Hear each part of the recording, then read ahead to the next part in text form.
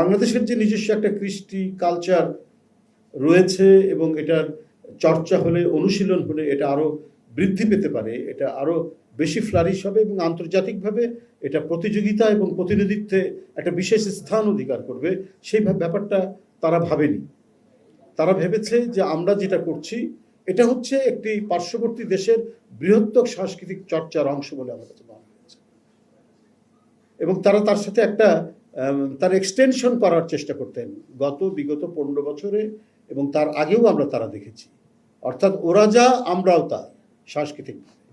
কিন্তু আমাদের যে একটা আলাদা স্বাধীনতার যুদ্ধ হয়েছে, আমাদের যে 52 হয়েছে, আমাদের যে একটা কি বলে যে সাহিত্য শাসনের আন্দোলন হয়েছে, এবং তার পরিণতিতে আমরা সেই সোপান বেয়ে আমরা যে একটা স্বাধীনতা যুদ্ধ করেছি যেটার সাথে তাদের কোনো মিল নাই, এবং এটা করতে গিয়ে আমাদের অনেক গান, আমাদের অনেক কবিতা, আমাদের অনেক মানে কি বলে যে চিত্রকল্প এবং আমাদের পেইন্টিং চিত্রশিল্পর যে ভিন্নভাবে একটা ডেভেলপ করেছে, সেটা আমাদেরকে ভুলিয়ে দেওয়া হতো, আমাদেরকে মনে করতে দেওয়া হতো।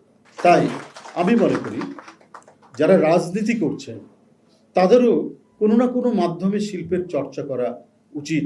বাংলাদেশের প্রধান উপদেষ্টা, আপনার সাথে আমাদের কিসের এমন যায় আসে? আপনারা আপনাদের নিজস্ব ভাবে দেশ এগিয়ে নিয়ে যাবেন, আপনারা আপনাদের নিজস্ব শিল্প সংস্কৃতি অর্থনীতি আপনাদের ডেভেলপমেন্ট আপনারা করবেন। তো আপনারা পার্শ্ববর্তী একটা দেশের কে ভালো কে মন্দ আপনারা বিচার করার কে? আপনারা মানুষের মধ্যে এই বিচারটা কেন আসছে? একজন নোবেল লরেট ব্যক্তি, একটা গুণীজন, আমরা আমাদের দেশে উনি সরকার চালাচ্ছেন, ভালো মন্দ নিয়ে আমরা যারা দেশে রাজনীতি করি আমরা কথা বলবো। আর আপনারা অসুরের মূর্তির মধ্যে ডক্টর ইউনূস সাহেবের চেহারা বসাচ্ছেন এবং পৃথিবীর অন্যান্য রাষ্ট্রনায়কদের আপনার চেহারা বসাচ্ছেন।